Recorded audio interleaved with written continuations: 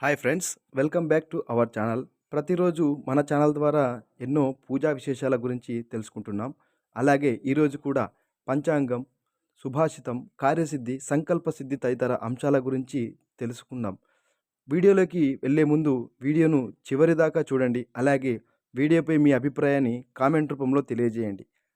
కొత్తవారు మన ఛానల్ను సబ్స్క్రైబ్ చేసుకోండి. అలాగే వీడియో నచ్చితే లైక్ చేయడం మాత్రం మర్చిపోదండి. మన ఛానల్ ద్వారా చెప్పబడే పరిష్కారాలను పాటించి మీరు మీ కుటుంబ సభ్యులు ఎల్లప్పుడూ సుఖ సంతోషాలతో ఉండాలని ఆశిస్తూ ఇవాల్టి వీడియోని స్టార్ట్ చేద్దాం. ముందుగా కార్యక్రమంలో పంచాంగం అంశం గురించి తెలుసుకుందాం.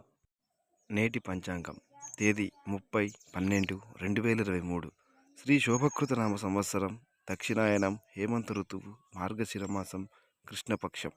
ప్రస్తుతం తదియ, తదుపరి చవితి, నక్షత్రం ఆశ్లేష నక్షత్రం, వారం శనివారం. తదుపరి సుభాషితం అంశం. నేటి సుభాషితం: కాలం ఎప్పుడూ ఒకేలా ఉండదు, మారుతూ ఉంటుంది.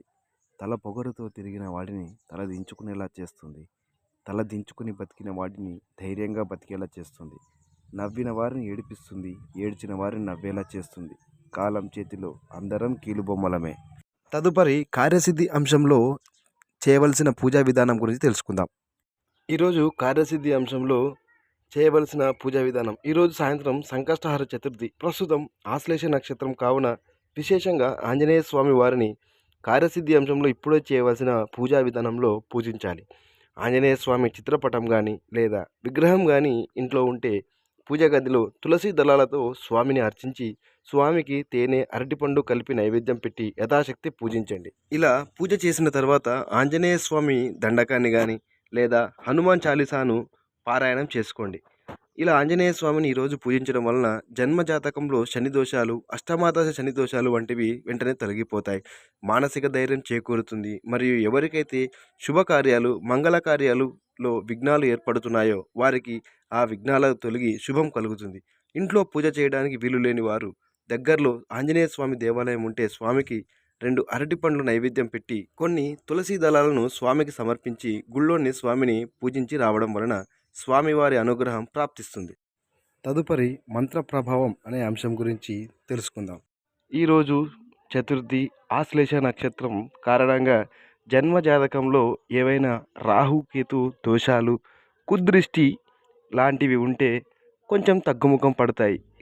ఇంకా సర్పదోషాలు, కాలసర్పదోషాలు అలాంటివి ఉన్నా కూడా ఈరోజు మంత్రం జపం వలన కాస్త తగ్గి కొద్ది ఫలితాలు కల్పిస్తాయి. కావున అందరూ ఈరోజు చెప్పబోయే మంత్రాన్ని పఠించి జన్మజాతకంలో రాహుకేతు సర్పదోషాలను కాస్త ఉపశమనం పొందండి. అందరూ ఈ మంత్రాన్ని పఠించండి. వీడియోను ఎక్కడా స్కిప్ చేయకుండా చివరి వరకు చూసి మీ అభిప్రాయాన్ని తెలుపగలరని మనవి చేసుకుంటున్నాం. ఈరోజు మంత్ర ప్రభావం అంశంలో పఠించవలసిన మంత్రం ఓం మహానాగాయ నమః. ఓం మహానాగాయ నమః. ఓం మహానాగాయ నమః. సంకల్ప సిద్ధి అంశంలో సాయంత్రం పాటించవలసిన పరిహారాన్ని గురించి తెలుసుకునే ముందు కొత్తవారు ఛానల్ను సబ్స్క్రైబ్ చేసుకోండి. అలాగే వీడియో నచ్చితే లైక్ చేయడం మాత్రం మర్చిపోదండి. సంకల్ప సిద్ధి అంశంలో ఈరోజు సాయంత్రం పాటించవలసిన పరిహారం. సాయంత్రం సంకష్టహర చతుర్థి సందర్భంగా ఈరోజు వినాయకుడిని జిల్లెడు వత్తులతో నెయ్యి పోసి దీపాన్ని వెలిగించండి. మరియు తెల్ల జల్లేడు పూలతో హారంతో కానీ పూలతో మరియు ఎర్రగన్నేరు పుష్పాలు మరియు గరికతో స్వామిని అర్చించి అలంకరించాలి. ఉప్పు లేని అన్నాన్ని స్వామికి నైవేద్యంగా సమర్పించాలి. ఇలా స్వామిని పూజించి ఎవరైతే అప్పుల బాధలతో బాధపడుతున్న వారు గణపతి రుణ విమోచన స్తోత్రాన్ని పారాయణం చేసుకోండి. ఎవరైతే పిల్లల కోసం, వారి అభివృద్ధి కోసం పూజ చేస్తారో వారు పూజ చేసి సంకష్టహర స్తోత్రాన్ని పారాయణం చేసుకోండి. ఈరోజు అందరూ శనివారం సందర్భంగా ఆ మహాగణపతిని పూజించి గణపతి యొక్క అనుగ్రహాన్ని పొందండి. మన ఛానల్ ద్వారా ప్రతిరోజు పరిహారాలను చేసుకుంటూ కోరుకున్న సంకల్పాలను నెరవేర్చుకోండి. సకల సుఖాలను, శుభాలను పొందగలరని మనవి. సర్వే జన సుఖినో భవంతు. లోకా సమస్తం సన్మంగళాది భవంతు. Thank you for watching.